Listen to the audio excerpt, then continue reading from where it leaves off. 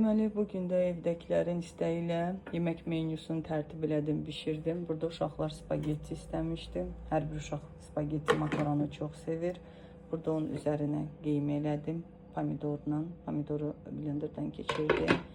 Burada kompot eləmişəm. Deməli, soyuducuda baxıram. Köhnə hansı meyvələr artıq köhnəlir, az qalıb, yeyilməyəcək. Onlardan kompot edirəm. Soyuducumda şaftalı var idi, yaşıl alma var idi və üzüm var idi, kişmiş üzüm. Ondan belə kəmşirin kompot elədim, qoyaram soyuducuya, soyuq şəkildə uşaqlar gedib gəlib içəcəklər. Və burada da özümə belə deyək, həftə becər elədim. Badımcan, pomidor, soğan, biber və sarımsaq. Badımcanı ilk öncə qızardıram, qızardanda daha ləzzətli olur. Çox ləzzətlidir. Üzərinə də biraz şüyüt var idi, onu doğradım. Və burada da çoban salatı, olmazsa olmazımız. Bugünün menüsü də bu. Ümid edirəm hər kəs razı qalar.